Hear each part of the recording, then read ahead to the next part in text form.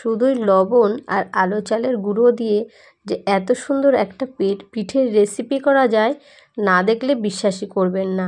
আর এই পিঠের রেসিপিটা কিন্তু খেতে দারুণ হয় বন্ধুরা। আর সাথে যদি থাকে টমেটোর চাটনি কিংবা খেজুরের গুড়, তাহলে তো জমেই যাবে। আর আমি কিন্তু এইটা সার্ভ করেছি টমেটোর চাটনি দিয়ে, তাও হাতে তৈরি করা। এটা কিন্তু খেতে দারুণ টেস্ট হয় বন্ধুরা। মালিতের মিনি কিচেনে স্বাগতম। অন্যদিনের মতন আজও চলে এসেছি আপনাদের কাছে নতুন একটা রেসিপি নিয়ে। আজকে আমি বানাবো সরু চাকলি পিঠে কিংবা হাত ছিটানি পিঠে। আপনারা যে যেটা পছন্দ করেন সে সেটা বলতে পারেন। তাই রেসিপিটা কিভাবে আমি বানাবো চলুন দেখে নেওয়া যাক।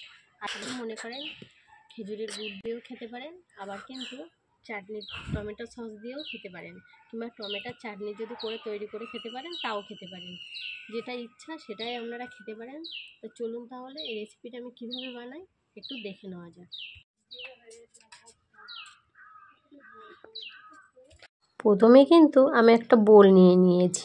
এবার আমি এই বাটিটা মেপে 1 বাটি চালের গুঁড়ো নিয়ে নেব। এটা আমার শুকনো দোকান থেকে কিনে আনা চালের গুঁড়ো।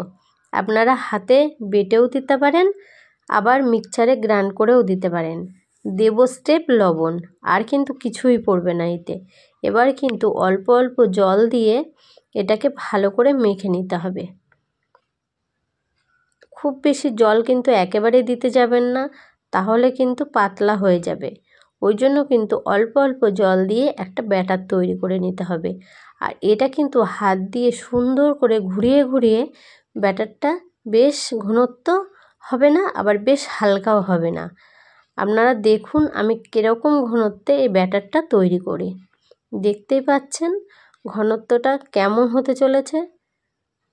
হাতেও কিন্তু খুব বেশি লেগে যাবে না, আবার একেবারে সাদাও হয়ে যাবে না। দেখুন ঠিক ব্যাটারটা এমন ঘনত্বের হবে। এবার আমি একটা ফ্রাই প্যান নিয়ে নিয়েছি। এতে কিন্তু আমি একটু হালকা তেল দিয়ে দিয়েছি। আর এই তেলটা কিন্তু খুব বেশি দিলে চলবে না। আর এটা কিন্তু আমি একটা টিস্যু পেপার দিয়ে এটা মুছে নিলাম। এবার কিন্তু এরকম হাত দিয়ে দিয়ে এই রকমভাবে এটাকে দিয়ে দিতে হবে।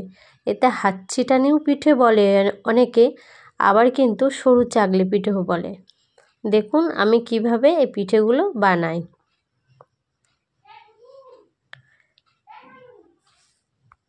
আর বন্ধুরা এইভাবে বানালে কিন্তু খুব সুন্দর কিন্তু এর থেকে উঠে যায়। দেখুন কতটা সুন্দরভাবে আমার কিন্তু ফ্রাই প্যানেরতে উঠে গেল। আর এরকম করে কিন্তু আমি সবকটা পিঠে একসাথে বানিয়ে নেব।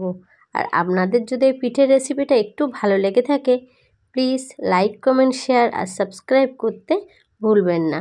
সাবস্ক্রাইব করে পাশে থাকবেন, আর পাশে থাকা বেল আইকনটিটা প্রেস করে দেবেন, তাহলে নোটিফিকেশন ছাড়ার সাথে সাথে আপনাদের কাছে গিয়ে আগে পৌঁছায়। দেখুন প্রত্যেকটা পিঠে কিন্তু খুব সুন্দর উঠছে। সব পিঠেগুলোই কিন্তু আমি একে একে বানিয়ে নিলাম। দেখুন পিঠেগুলো কিন্তু আমার সব প্রায় বানানো হয়ে গেছে। এবার কিন্তু আমি একটা চাটনি বানিয়ে নেব। চাটনির জন্য আমি ফ্রাই প্যানে দিয়ে দিলাম সামান্য কয়েকটা জিরে। আর এই জিরের মতো দিয়ে দেবো একটা শুকনো ঝাল, আর দিয়ে দেবো 2টো টমেটো, 3টে কাঁচা লঙ্কা, আর 3 থেকে 4টে রসুনের কোয়া, পরিমাণ মতন লবণ, হলুদ আর চিনি দিয়ে কিন্তু এটা ভালো করে একটু ভেজে নিতে হবে। আর কিন্তু শেষে দিয়ে দেবো 1 টুকরো আদা কুচিয়ে, এটাকে দিয়ে দেবো এর ভিতরে। দিয়ে দেখুন ভাজাটা আমার কেমন হয়েছে, যে খুব বেশি ভাজা হবে তাও না। এবার কিন্তু মিক্সচারে দিয়ে এটাকে আমি পেস্ট করে নেব। দেখুন পেস্টটা কিন্তু আমার কমপ্লিট হয়েছে। এবার কিন্তু একটা থালায় সাজিয়ে নিয়ে চলে এলাম। দেখুন এর থেকে কতটা সুন্দর দেখাচ্ছে, খেতেও কিন্তু এটা দারুণ লাগে। আর টমেটোর চাটনি দিয়ে খেতে কিন্তু আরও বেশি দারুণ লাগে। আপনারা এই টমেটোর চাটনিটা দিয়ে একবার হলেও এইভাবে বানিয়ে খেয়ে দেখবেন, খুব সুন্দর লাগবে। বাচ্চারাও কিন্তু খুব পছন্দ করবে, আর নিজেদেরও খুব ভালো লাগবে। তাই এই রেসিপিগুলো আপনারা ট্রাই করবেন। সবাই ভালো থাকবেন, সুস্থ থাকবেন।